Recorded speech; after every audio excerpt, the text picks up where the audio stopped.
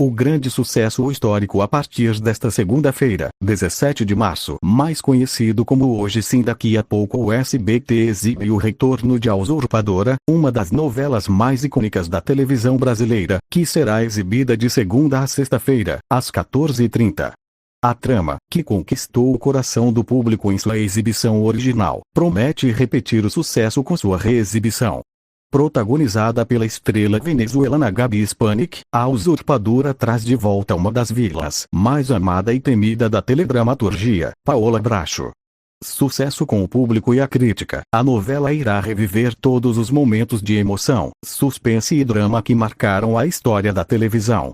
A novela conta a história de Paulina e Paola, duas mulheres idênticas na aparência, mas com personalidades e padrões de vida completamente opostos.